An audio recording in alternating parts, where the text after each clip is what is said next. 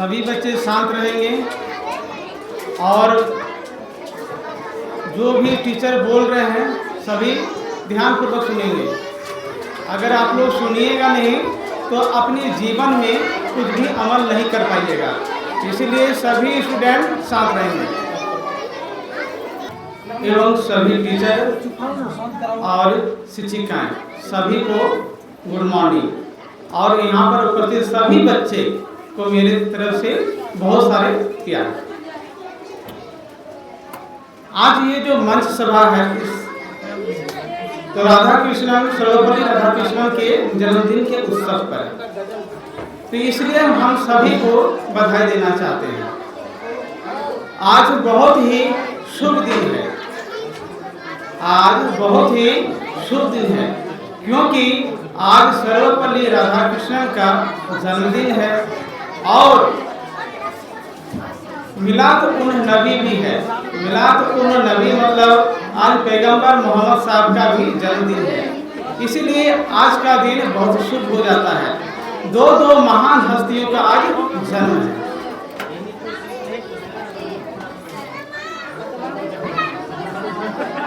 शिक्षक दिवस जो है, शिक्षक का काम, सभी शांत रहेंगे।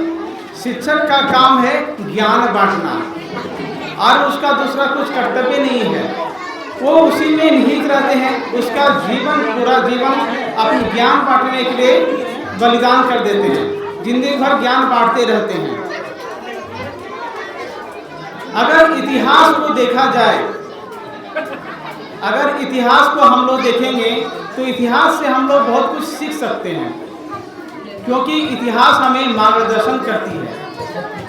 अगर आप लोग को बोला जाए कि इतिहास में आज से पहले कितने करोड़पति अरबपति हुए हैं, कितना हुए हैं, तो आप लोग नहीं बता सकिएगा और उन लोग का नामो निशान भी मिट गया है। लेकिन कौन कौन शिक्षा के बल पे अमर हो गए हैं तो आप लोग बोल सकते हैं, जैसे कालिदास, गौतम बुद्ध, महावीर, APJ अब्दुल कलाम, लाखों ऐसे महापुरुष मिलेंगे जो अमर हो चुके हैं। किसके बल पे? शिक्षा के बल पे। लेकिन धन दौलत के बल पे कोई भी अमर नहीं हो पाया है। जैसे अभी अंबानी है, अडानी है, अभी हम लोग जानते हैं, लेकिन 400 साल 500 साल के बाद उसका नाम नहीं रहेगा। लेकिन किसका रहेगा? जो शिक्षा प्राप्त किए हैं, जो ज्ञान अर्जन किए हैं। जैसे गौतम बुद्ध, उसका नाम क्यों अमर है? क्योंकि वो ज्ञान प्राप्त किए। महावीर क्यों अमर है? क्योंकि वो ज्ञान प्राप्त किए हैं। पैगंबर मोहम्मद साहब क्यों अमर हैं? क्योंकि वो ज्ञान प्राप्त किए हैं। और ये ज्ञान जो है मेहनत से मिलता है, ऐसे नहीं मिलता है। और जो भी ज्ञान प्राप्त किए हैं, जैसे पैगंबर मोहम्मद साहब वो बैल चराते थे, बकरी चराते थे, भैंस चराते थे, लेकिन उसका कर्म था, हमेशा ध्यान में लगे रहते थे, हमेशा ज्ञान का लालसा था। हीराकुंड नाम का एक गुफा में वो ज्ञान प्राप्त किए। पैगंबर मोहम्मद साहब इस तरह अमर हो गए। गौतम बुद्ध राजकुमार थे, अपना राज दरबार को छोड़ के 12 साल तक तपस्या किए। कितने साल? 12 साल का तक तपस्या किए। उसके बाद उसको ज्ञान का प्राप्त हुआ और वो भारत के नहीं पूरा एशिया के प्रकाश पुंज बनाए। उसको प्रकाश पुंज के नाम से कहा जाता है। अगर कोई उसको बोला जाए एशिया का प्रकाश पुंज कौन है, तो हम लोग गौतम बुद्ध को बोलेंगे। किसके बल पे हुए?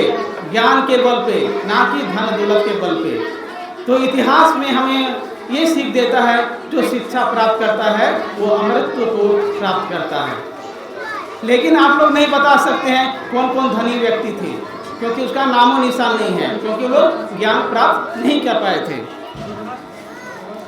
जैसे मुगल काल में अगर पूछा जाए कि कौन कौन महान विद्वान थे, एक ही बात बोल सकते हैं, अकबर के काल में 9 रत्न।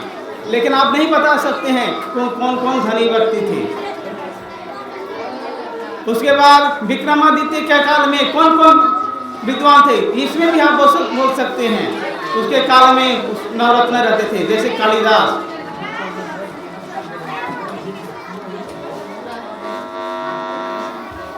और आप लोग ध्यान से सुनिएगा,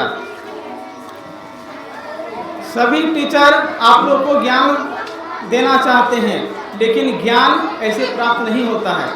ये बहुत कठिन तपस्या के बाद प्राप्त होती है। उदाहरण के लिए हम लोग सोना सब कोई पाते हैं, सोना में बहुत चमक होती है ना चमक? खास करके बड़े बच्चे ध्यान से सुनेंगे, सोना में बहुत चमक होती है। उस चमक को प्राप्त करने के लिए सोना को भी बहुत बलिदान देना पड़ता है। क्या क्या बलिदान देना पड़ता है? उसको आग से गुजारा जाता है, आग से गुजारने के बाद उसको घिसा जाता है, घिसने के बाद उसको पीटा जाता है, उसके बाद उसमें चमक आती है। उसी तरह स्टूडेंट हैं, आज हम लोग मारते हैं, पीटते हैं, क्यों करते हैं? क्योंकि आप लोग को सोना जैसा तपाया जाए, सोना जैसा चमका जाए।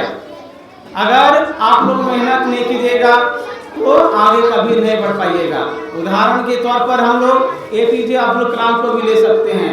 अपने बचपन के काल में वो बहुत संघर्ष किए, पेपर बीच के अपना पढ़ाई जारी रखे।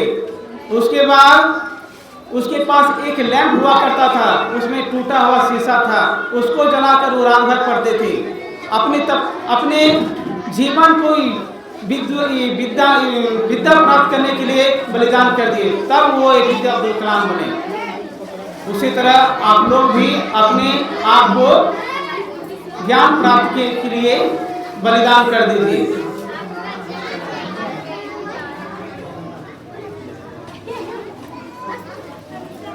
जब भी हमारी धरती पे भारत में ज्ञान का अवहेलना किया गया है, तब भारत गुलाम हुआ है। जब भी भारत में विद्या का, ज्ञान का अवहेलना किया गया, तब भारत गुलाम हुआ है।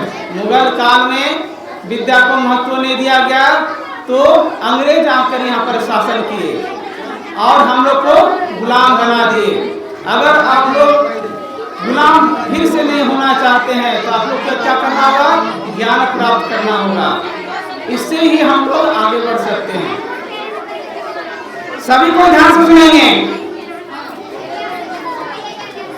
हम लोग का देश चलता है संविधान पे। हम लोग का देश किस पे चलता है? संविधान पे चलता है। और संविधान में एक वर्ड आता है सॉवरेन। सॉवरेन मतलब क्या होता है? संप्रभु। संप्रभु का अर्थ हुआ कि हम स्वतंत्रता पूर्वक कोई भी निर्णय ले सके, हमारा निर्णय लेने में कोई बाध्य नहीं कर सके। तो ये कब होगा? जब हम लोग ज्ञान प्राप्त करेंगे। अगर हम लोग ज्ञान प्राप्त नहीं करेंगे तो कभी भी हम लोग स्वतंत्र रूप से कोई भी निर्णय नहीं ले सकेंगे, हमेशा बाहरी ताकत हावी रहेगा। इसलिए सब कोई ज्ञान प्राप्त करेंगे हम लोग। और एक उदाहरण देना चाहते हैं। जैसे आप लोग तीर धनुष देखे होंगे, देखे हैं सब कोई? जब भी तीर हम लोग लेते हैं तो बांस की कमची को लेते हैं। हम भी गांव में रहे हैं, हम भी तीर धनुष के साथ बहुत खेले हैं। तो बच्चों के साथ हम क्या करते थे? बांस के झाड़ में चले जाते थे। तो बांस के झाड़ में बहुत सारे सीधी कमची होती थी और टेढ़ा भी कमची होता था, लेकिन सभी बच्चे टेढ़ा कमची को सेलेक्ट करते थे तीर बनाने के लिए। तो हमने पूछे कि आप लोग सीधा को क्यों नहीं लेते हैं, टेढ़ा को काहे लेते हैं? बोला कि इसी को टेढ़ा जो है इसी को तपा के गरम करके इसको सीधा किया जाएगा और इससे तीर जो बनेगा बहुत बेहतरीन बनेगा। अर्थात जो भी बच्चे अपने रास्ता से भटक गए हैं, अगर सही दिशा दिया जाए, उसको तपाया जाए, उसको पढ़ाया जाए, तो उसी तरह तीर की भांति अपने लक्ष्य को साध सकता है। आप लोग को समझ में आया? और आप लोग के जीवन में 3 ही महत्वपूर्ण चीज है। क्या है? 3 ही महत्वपूर्ण चीज है, माता, पिता और टीचर। आपके लिए कोई भी शुभचिंतक नहीं है, आपके लिए कोई भी शुभचिंतक नहीं है, चाहे आपका भाई ही क्यों नहीं हो, बहन ही क्यों नहीं हो, चाहे कोई भी हो। अगर आप तरक्की कीजिएगा तो सब कुछ जलेगा। आप विद्वान बनिएगा, धनी व्यक्ति बनिएगा तो आपको सब कुछ जलेगा, लेकिन 3 आदमी कभी नहीं जलता है। कौन? माता। अगर आप आगे बढ़िएगा तो माता का दिल जो है आपको दुआ देगा। पिता भी गर्व से गौरवान्वित होंगे, और उसके बाद टीचर भी बहुत खुश होंगे, हमेशा दुआ देंगे कि मेरा स्टूडेंट, फलना स्टूडेंट बहुत तरक्की किया। बाद बाकी सब कुछ जलेंगे, लेकिन यही 3 चीज है जो आपका शुभचिंतक है, माता, पिता और टीचर। दूसरा कोई शुभचिंतक नहीं है। इसलिए अपना जीवन को सोना जैसा तपाइए, ताकि हीरा जैसा तराशिए, ताकि आप भी महान व्यक्ति बन सके और इस इतिहास में अमृत को प्राप्त कर सकते हैं। इसके साथ ही हम अपने वक्तव्य को समाप्त करना चाहेंगे। Clap your hand.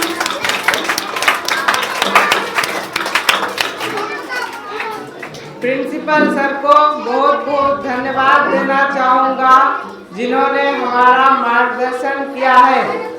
अब मैं